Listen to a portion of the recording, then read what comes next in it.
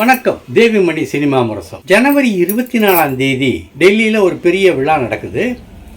இந்திய அளவில் மிகப்பெரிய விழாவாக அது நடத்தப்படுது. அதாவது பாபர் மசூதின்னு ஒரு இடம் இருந்தது டெல்லியில். அங்கே ஆர்எஸ்எஸ் அண்ட் அந்த சிலரெல்லாம் சேர்ந்து அந்த மசூதியை இடித்து தரமட்டமாங்கினாங்க. ஏன்னா அது ராமர் கோவில் இருந்த இடம், அதை இடிச்சிட்டு பாபர் மசூதியை கட்டிட்டாங்க அப்படின்னு அப்போ ஒரு பெரிய பிரச்சனையை கிளப்பி இத்தனை வருஷமாக இருந்ததை ஒரே நொடியில் ஒரே நாளில் காலி பண்ணி இது பண்ணிட்டாங்க. அதுக்கப்புறம் மிகப்பெரிய அளவில் எத்தனையோ கோடி செலவில் அந்த ராமர் கோவிலை அங்கே கட்டியிருக்காங்க. அந்த கோவிலுடைய திறப்பு விழா ஜனவரி மாதம் 24 நடக்குது. அந்த 24 நடக்கக்கூடிய அந்த விழாவுக்கு இந்தியாவிலிருந்து அனைத்து மாநிலங்களிலிருந்தும் மோடி அரசு எல்லாரையும் வரவழைக்குது. தமிழ்நாடை பொறுத்த மட்டும் 2 பேர், ஒருத்தர் சூப்பர் ஸ்டார் ரஜினிகாந்த், அடுத்து தனுஷ். கேரளாவை பொறுத்தப்பட்டிலையும் மாதா அமிர்தானந்தமயி, இன்னொருத்தர் மோகன்லால். ஆந்திராவை பொறுத்த மட்டும் சிரஞ்சீவி. சரி, இதில் நம்ம தமிழ்நாடை பொறுத்த மட்டும் ரஜினிகாந்தை ஏன் கூப்பிட்டாங்கன்னு உங்களுக்கு எல்லாருமே தெரியும். அவர் இப்போ தமிழ்நாடு தன்னுடைய இமயமலைக்கு போயிருந்த போது, எப்போவுமே வருஷம் போவார்ல இமயமலைக்கு, அப்போ போயிருந்தபோது அங்கே இருந்துள்ள பிஜேபி ஆட்களை எல்லாம் சந்தித்து பேசினார். பிஜேபி கவர்னரை சந்தித்து பேசினார். பிஜேபி முதலமைச்சரை சந்தித்து பேசினார். நம்ம யோகி ஆதித்யநாத் அவர் காலையில் விழுந்து வணங்கி அவருடைய ஆசையை பெற்றார். இன்னொருத்தர் பாஜக எம்எல்ஏ, நொட்டோரியஸ் ரவுடி, நொட்டோரியஸ் கேடி லிஸ்டில் இருந்தவர், அவரை பார்த்து வணங்கினார். ஆக அவருக்கு ஒரு பின்புலம் ஆர்எஸ்எஸ்னுடைய ஆதரவாளர், பிஜேபியினுடைய ஆதரவாளர், மோடியின் ஆதரவாளருங்கிற ஒரு முத்திரை இருக்குது. ஆனால் தனுஷுக்கு என்ன முத்திரை இருக்குது தெரியல.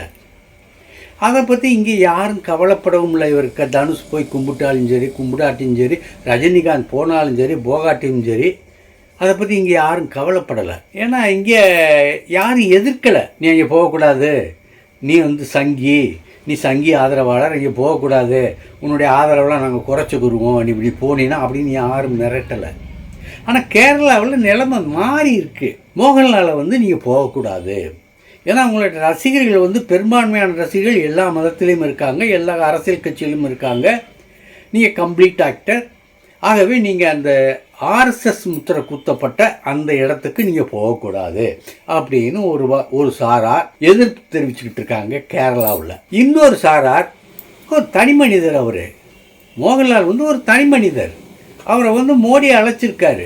அவர் போகிறதுல எந்த விதமான தப்பும் இல்லை. இதில் அவர் சாமியை கும்பிட்றவர் தானே, போய் சாமியை கும்பிட்டு வரட்டுமே, இதனால் அவருக்கு எந்த விதமான சாயமும் அரசியல் சாயமும் பூசப்பட போகிறதில்ல அப்படின்னு இன்னொரு சாரார்.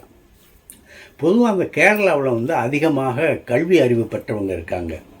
அது அந்த கல்வி அறிவு பெற்றவங்க அதிகமாக இருப்பதனால தான் அங்கே ஆட்சி மாற்றங்கள் சாதாரணமாக நடக்குது. ஒரு தடவை கம்யூனிஸ்ட் ஆட்சி தவறு செஞ்சால் உடனே அடுத்த தேர்தலில் அவங்க மாற்றி அமைச்சிடுறாங்க, காங்கிரஸ் ஓட்டு போடுறாங்க. அதே மாதிரி ஆட்சி மாற்றங்கள்ங்கிறது அங்கே சர்வ சாதாரணமாக நடக்குது.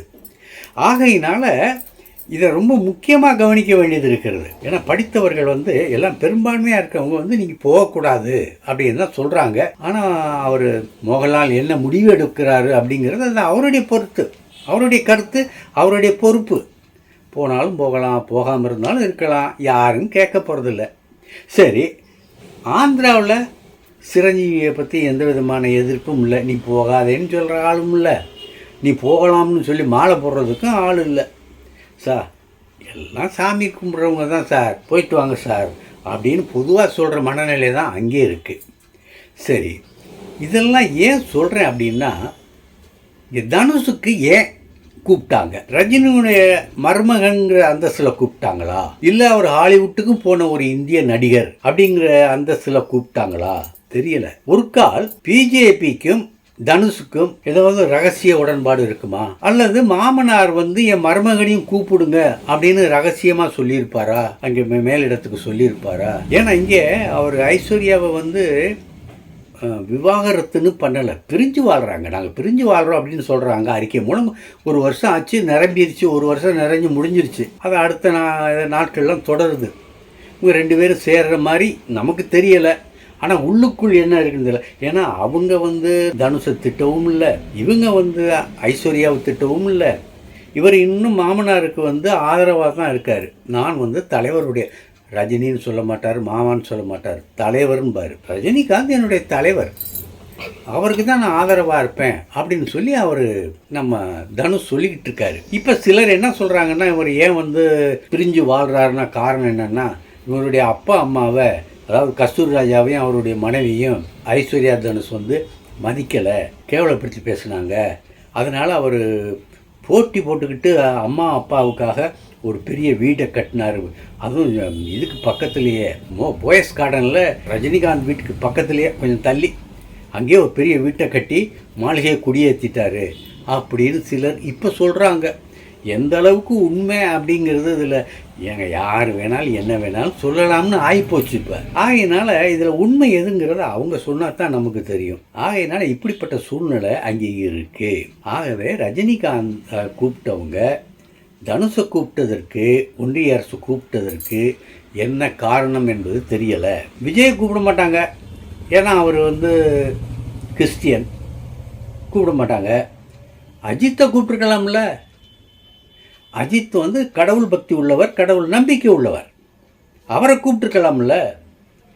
இன்றைக்கி ஒரு இன்னும் சொல்லப்போனால் ரஜினிக்கு ஒரு இணையான ஒரு ரசிகர் பட்டாளமும் அந்தஸ்தும் உள்ளவர் அஜித். அவரை எல்லா கட்சியில் இருக்கிறவங்க ஆதரிக்கிறாங்க, எல்லாம் பண்ணுறாங்க. ஆக அவரை கூப்பிட்டுருக்கலாம்ல, அவரை ஏன் கூப்பிடல?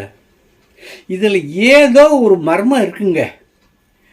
இந்த வரக்கூடிய அந்த 2024 பொது தேர்தல், அதாவது மன்னிக்கணும், பாராளுமன்றத்துக்கான தேர்தல், அதனுடைய எதிர்வியாகத்தான் ஒன்றிய அரசு காய நகர்த்துகிறது அப்படிங்கிறது நல்லா தெரியுது. கமல்ஹாசன் நிச்சயமாக போக மாட்டார், கூப்பிட்டாலும் போக மாட்டார். ஏன்னா அவர் பாபர் மசூதியை இடித்ததையே ரொம்ப கடுமையாக கண்டித்தார். ஒரு ஜனநாயக நாட்டில் இந்த மாதிரி ஒரு அநீதி அக்கிரமம் நடக்கக்கூடாது அப்படின்ட்டு. இப்போ அது காலங்காலமாக அங்கே பாபர் மசூதி இருந்து வந்தது. நீங்கள் அப்போ அந்த நேரத்தில் அரசாங்கங்கள், அது காங்கிரஸ் அரசாங்கம் வேடிக்கை பார்த்துக்கிட்டு இருந்தது தான் ரொம்ப வேதனை. அப்போ காங்கிரஸ் அரசும் அன்றைய நரசிம்மராவ் அரசும் கையெட்டி வேடிக்கை பார்த்ததற்கு காரணம் ஏதோ உள்ளர்த்தம், உள்நோக்கு இருந்திருக்கு. அதனால தான் நரசிம்மராவை அப்புறம் எலெக்ஷனில் ஜெயிக்க வைக்கல, எல்லாம் பண்ணலை. சரி, விட்டு போங்க. அது காங்கிரஸுக்கு ஏற்பட்ட ஒரு மிகப்பெரிய களங்கம். இப்போ இந்த 24ஆம் தேதி திறப்பு விழாவுக்கு பிறகு பிஜேபி அரசு பல அதிரடியான நடவடிக்கைகளை எடுக்கப் போகிறது அப்படின்னு சொல்கிறாங்க. இப்போ திமுக அமைச்சர்களை வரிசையாக பந்தாடிக்கிட்டு வருது மத்திய அரசு, ஒன்றிய அரசினுடைய ஒற்றர். அதற்கு இணையாக துணையாக இருக்கிறார் நம் மாநில ஆளுநர் RN ரவி. ஆக ஒரு ஊமை போராட்டத்தை ஒன்றிய அரசு திமுக அரசோட நடத்திக்கிட்டு இருக்கு. பார்ப்போம்பா அப்படின்ட்டு.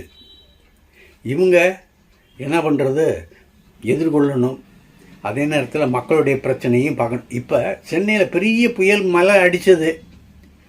இப்போ அதை விட பயங்கரமாக அங்கே திருநெல்வேலி, தூத்துக்குடி, ராமநாதபுரம் இந்த சைட்லெலாம் பயங்கரமாக விளையாண்டுக்கிட்டு இருக்கு. இதுவரைக்கும் காணாத மழை, பேரழிவு, பெருவெள்ளம். இது காரணம் அவங்க திமுககாரங்க என்ன சொன்னாங்க, பாத யாத்திரைன்னு திருநெல்வேலி நாகர்கோவிலேருந்து கிளம்புனார் அந்த அண்ணாமலை, அவர் கால்பட்ட இடமெல்லாம் தண்ணி காடாக போச்சு அப்படின்னு சொல்லி ஒரு எதிர்கட்சி பிரச்சாரம் பண்ணியிருக்காங்க. அவங்க எதிர்கட்சி அப்படித்தான் பண்ணுவாங்க. சரி, பார்ப்போம் நாளை என்ன நடக்குதுன்னு பார்ப்போம். நன்றி, மீண்டும் சந்திப்போம். இந்த வீடியோ உங்களுக்கு பிடிச்சிருந்தா லைக் பண்ணுங்கள், கமெண்ட் பண்ணுங்கள், ஷேர் பண்ணுங்கள், சப்ஸ்கிரைப் பண்ணுங்கள்.